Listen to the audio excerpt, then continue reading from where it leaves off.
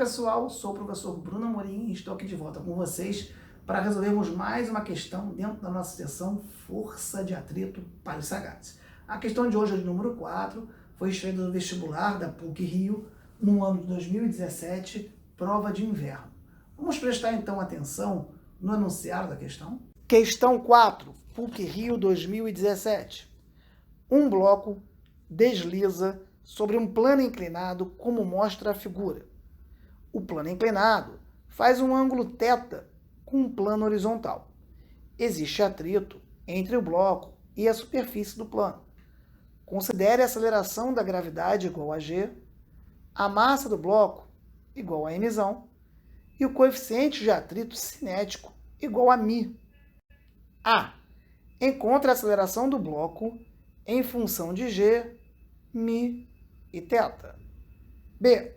Determine o trabalho realizado pela força de atrito desde o instante em que o bloco passa pelo ponto de uma altura h até atingir a base da rampa, isto é, após percorrer a distância L no plano, em função de μ, m, g, h e θ. Como vocês podem ver, eu reproduzi aqui a figura que foi apresentada há pouquinho tempo atrás para vocês.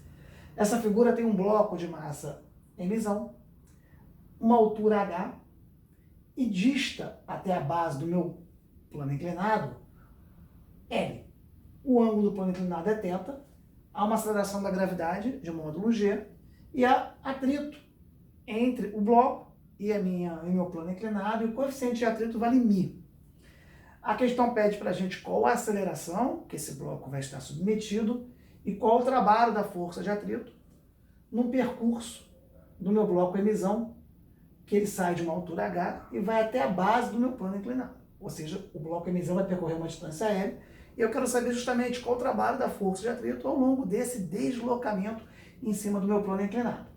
Bom, vamos começar primeiro, para encontrar a aceleração, marcando as forças que significativamente atuam sobre o bloco de massa M. Nós temos a força normal, perpendicular ao plano, nós temos o peso vertical para baixo, e nós temos a força de atrito que se opõe ao movimento descendente do bloco. Ela tem a direção paralela ao plano inclinado, dirigida para cima do meu plano inclinado. Então são três forças que significativamente atuam sobre o meu bloco. E é da análise dessas forças que nós vamos extrair a aceleração.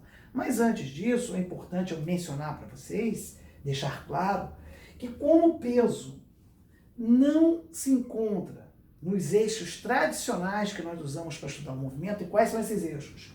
Perpendicular ao plano e paralelo ao plano. O peso não é nem perpendicular ao plano, como é o Fn, nem paralelo ao plano, como é a força de atrito.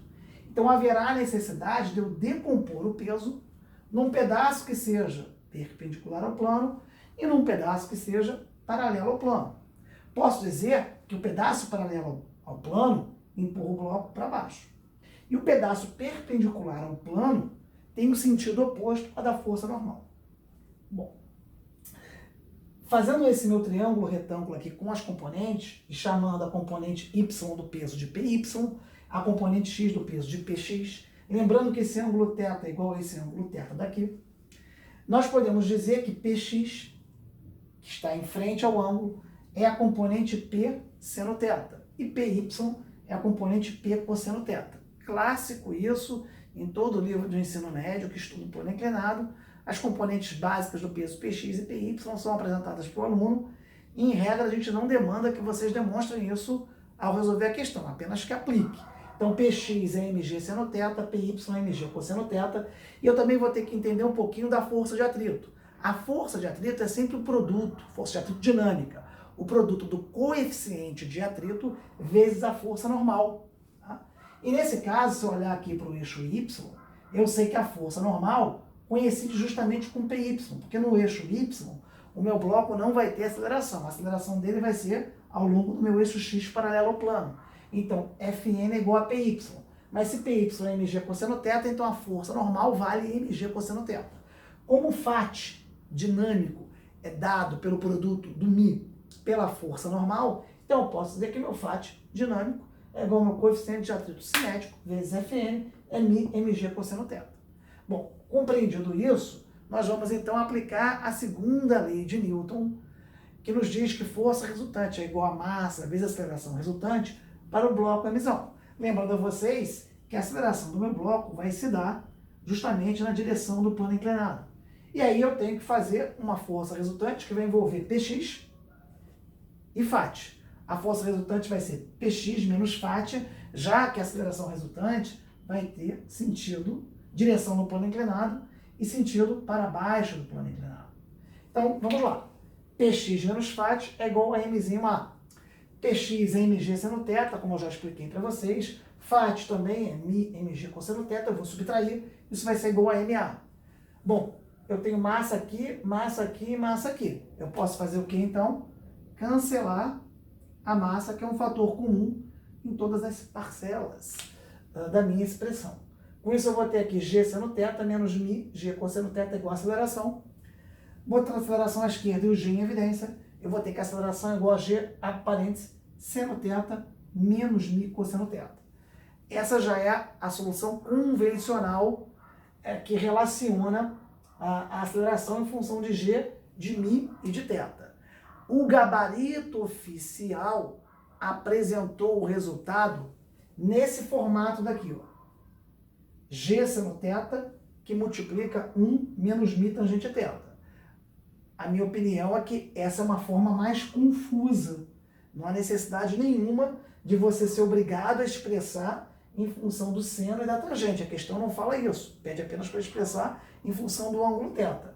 E a função seno θ é tão conhecida como a função cosseno θ. Bom, mas eu vou só mostrar para vocês que esse resultado, o gabarito oficial, é exatamente o resultado que nós encontramos. Porque aqui eu tenho g seno θ em evidência, então g seno θ vezes 1 é g seno θ. E g seno θ menos mi sobre tangente de θ, a tangente de θ é o seno de θ sobre o cosseno de θ. Ora, se eu tenho aqui embaixo seno θ sobre o cosseno de θ, para eu resolver essa razão, eu tenho que multiplicar pelo inverso. Então, tornando claro para vocês aqui, 1 sobre seno θ cosseno θ é igual a 1 vezes o inverso disso. Cosseno θ sobre seno θ.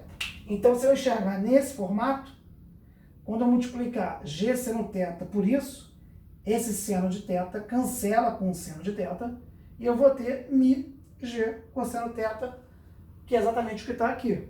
Mi g cosseno θ. Então, os resultados são equivalentes, mas eu repito para você, não vejo necessidade do aluno apresentar a resposta nesse formato.